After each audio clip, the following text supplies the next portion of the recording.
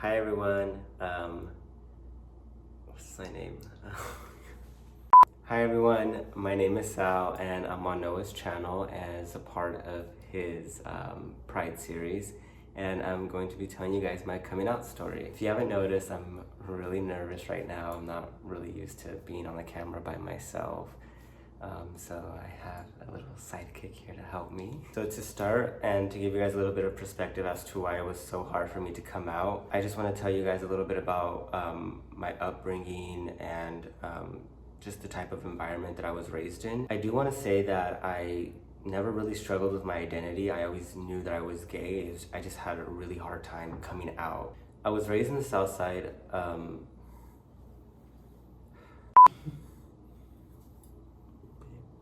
So much at this. Baby, don't suck.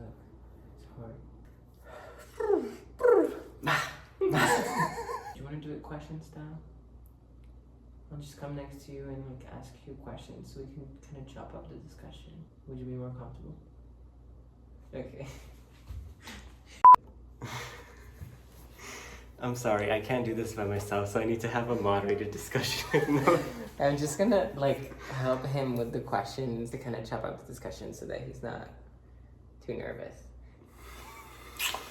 So hi everyone, welcome to my channel. This is my Pride series, and today my boyfriend Sam is gonna tell us a little bit about his coming out story, which is a little different from mine. If you haven't watched that video, go check it out. The link is in the description box down below. But yeah, today is focused on Sal, so we're gonna go through his story. I think it's an interesting one and it's different and I just like it, so good job. Let's do it. First question is, where did you grow up and how did that impact your ability to come out? So I was raised in the South Side of Stockton, California, and it's an environment that's not very accepting. I was also raised in a Mexican-American family, very religious. I grew up Catholic. So I was kind of surrounded by this machismo culture.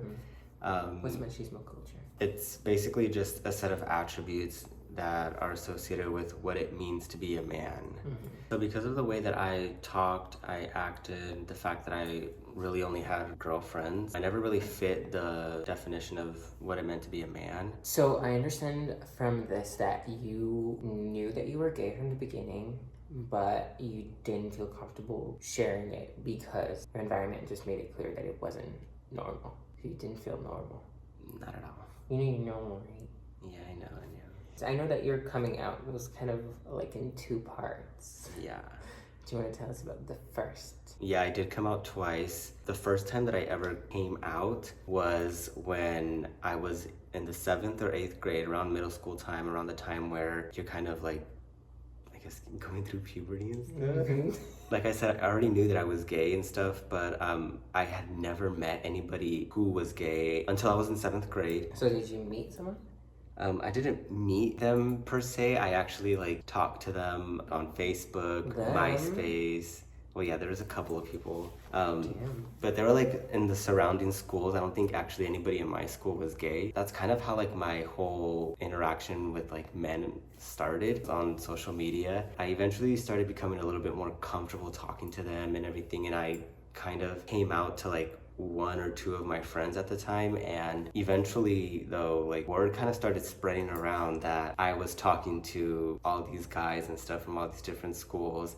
And apparently one of the guys I was talking to, his mom knew my mom, and she emailed my mom. Emailed my mom saying that I was turning her son gay and that she doesn't want her son to talk to me and stuff. And then my mom wasn't really educated on the topic at the time, so she didn't really react to that very well. But I'm so thankful now that she's definitely grown and she loves me, she accepts me, she loves Noah.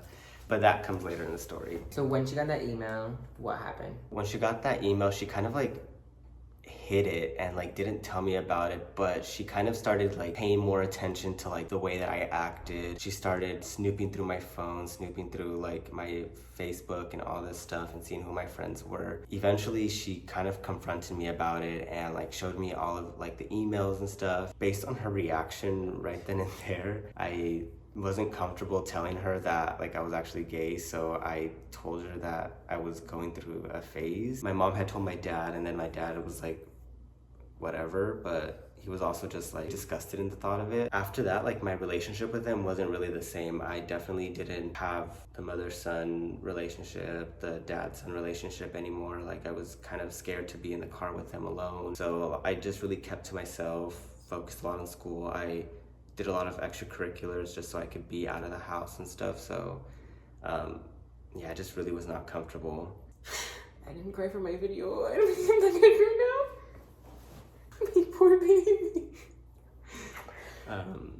Okay, so that's how the first time ended. Like, you told your parents it's a phase, and they were like, okay. Yeah. Okay. Basically. Great job. It's really good now. You got really comfortable. I know. Is the wine helping? Yeah. Not me? Yeah, that too.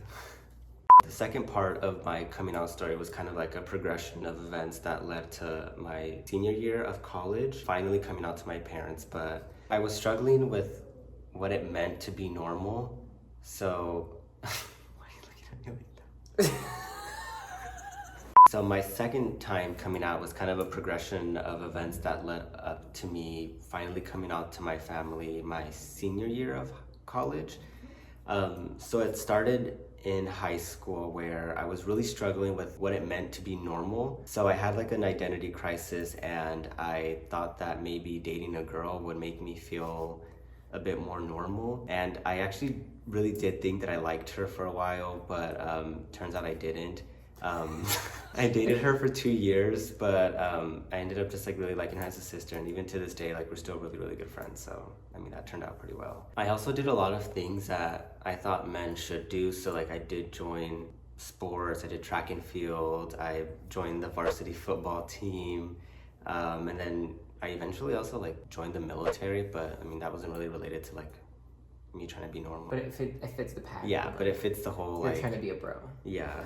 But after that relationship ended, I actually moved schools, and moving schools actually made me feel a little bit more comfortable just because of the environment there. I actually saw a lot of more gay people there, so I did feel a little bit more comfortable, and I actually ended up dating a guy. I only dated him for like 2 months or so. He was also in the closet, and I actually think he's still in the closet. Oh. After that ended, I felt a lot more comfortable with coming out to people. Whenever people would ask me, because like again, like I was asked all the time if I was gay, I would just admit it. Actually no, I actually told them I was bi. Okay. And you were one of those. Yeah, so unfortunately I was one of those people that perpetuated the stereotype of right. Well, yeah, I mean, he's right. There's like a big stereotype that comes from gay people feeling like bisexuality is more accepted. Like they feel like it's like not as bad to be bi than it is to be gay. So I think a lot of struggling kids use bisexuality as like a step towards saying that they're gay, which is what you did. Yeah. And that can like be detrimental to the bisexual community, because then when people say that they're bisexual, people from experience say like, oh, you're just like gonna come out as gay. But it is a thing. Being bi is a thing, so yeah. At what point did you switch from bi to gay? When I started school. At Berkeley? At Berkeley. It was a completely different environment.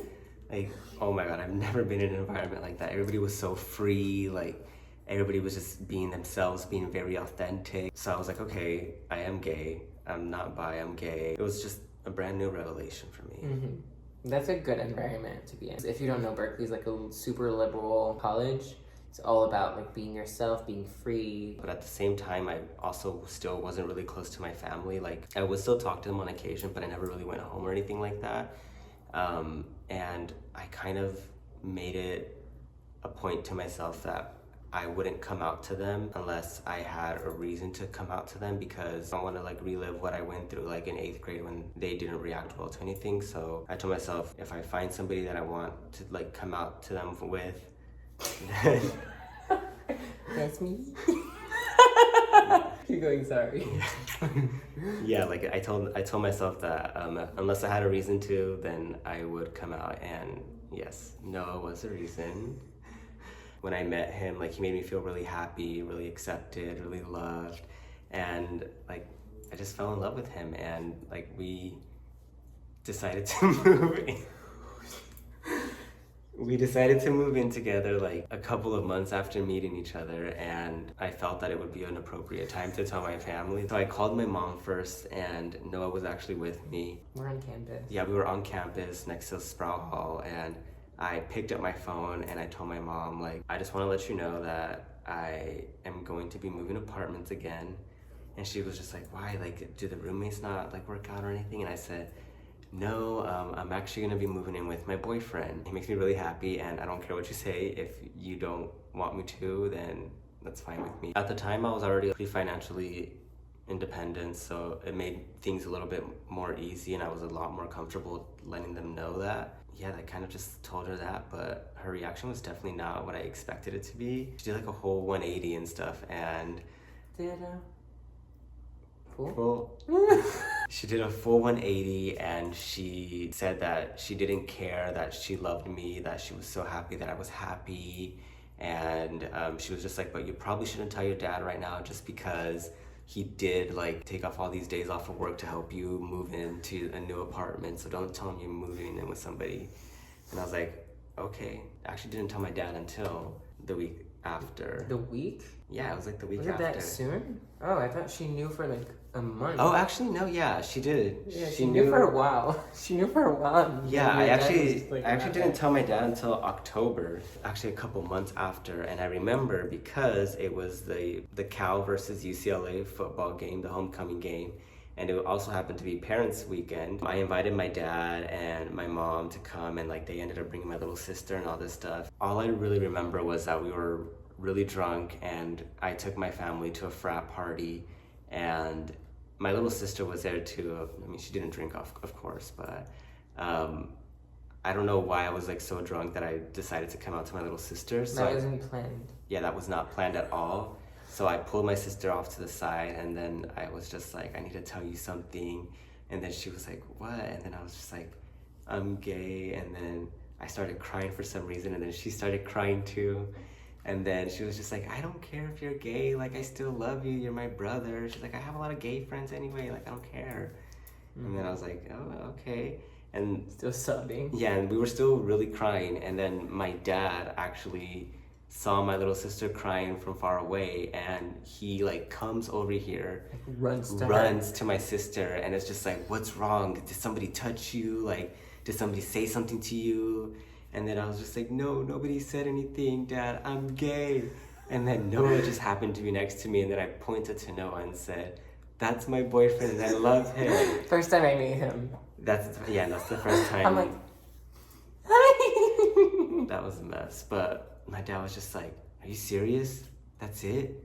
And then I was just like, yeah, I'm gay. And he was just like, oh my God. He's like, this isn't the time or place to like tell me this right now. And I was like, okay. The day just went on. Yeah, it just kind of went on. They went to the game. Yeah, we went to the game, and it kind of just ended, and I somehow ended up back in bed, so. Take care of you. So yeah, my parents ended up back in Stockton, and the next week, my parents had told me to go over, like for dinner and stuff, so I had gone over, and I kind of owed my dad a conversation. So he flat out told me like he didn't care, but he was just like, you did put me in an awkward situation, but I don't care, like you're my son, I love you, I mean, I'm happy that you're happy. And he actually said that it was cool that I was gay. He was like, I mean, that's pretty cool that you're gay. I mean, let's see if your sister's bi or something, so that way I could have a straight kid, a gay kid, and a bi kid.